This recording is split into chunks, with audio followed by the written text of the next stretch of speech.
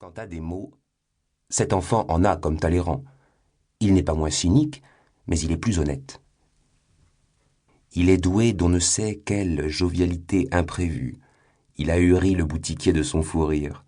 Sa gamme va gaillardement de la haute comédie à la farce. Un enterrement passe. Parmi ceux qui accompagnent le mort, il y a un médecin.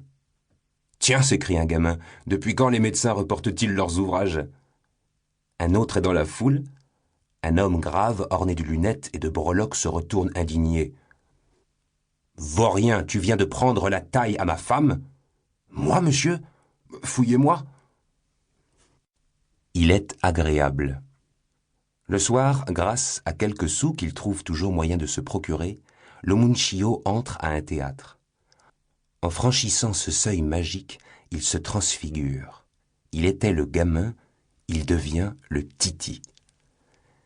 Les théâtres sont des espèces de vaisseaux retournés qui ont la cale en haut. C'est dans cette cale que le titi s'entasse. Le titi est au gamin ce que la phalène est à la larve, le même être envolé et planant.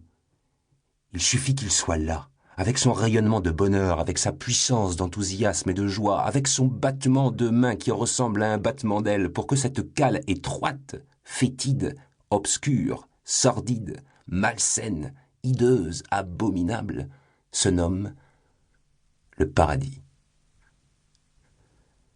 Donnez à un être l'inutile et ôtez-lui le nécessaire, vous aurez le gamin. Le gamin n'est pas sans quelque intuition littéraire. Sa tendance, nous le disons avec la quantité de regret qui convient, ne serait point le goût classique. Il est de sa nature peu académique. Ainsi, pour donner un exemple, la popularité de Mademoiselle Mars dans ce petit public d'enfants orageux était assaisonnée d'une pointe d'ironie. Le gamin l'appelait Mademoiselle Muche.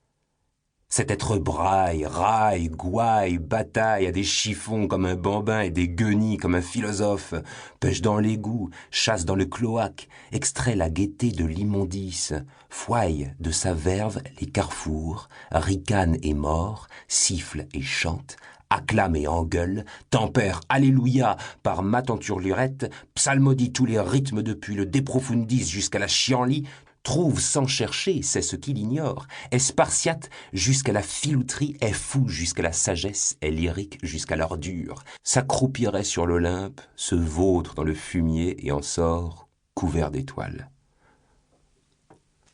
Le gamin de Paris, c'est Rabelais petit.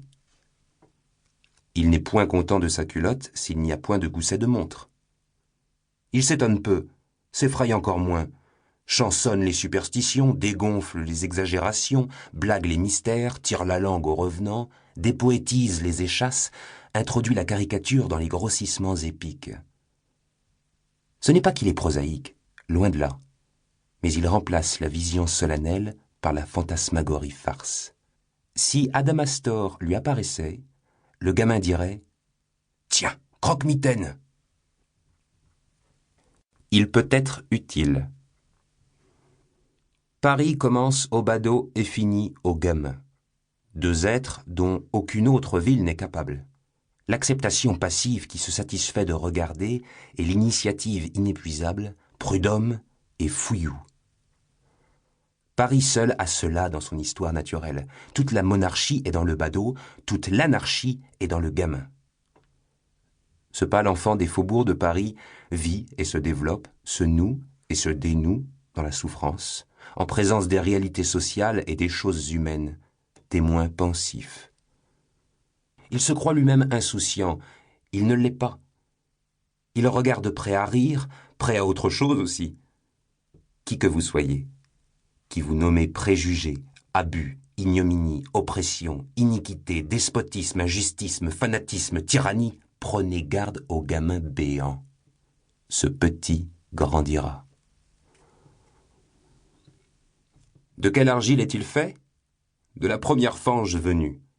Une poignée de boue, un souffle, et voilà Adam. Il suffit qu'un Dieu passe. Un Dieu a toujours passé sur le gamin.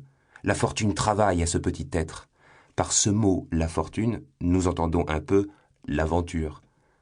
Ce pygmée pétri à même dans la grosse terre commune, ignorant, illettré, ahuri. Pour continuer à écouter ce livre audio gratuitement, cliquez sur le lien dans la description et vous pourrez l'écouter en entier sans frais grâce à l'essai de 30 jours d'Audible.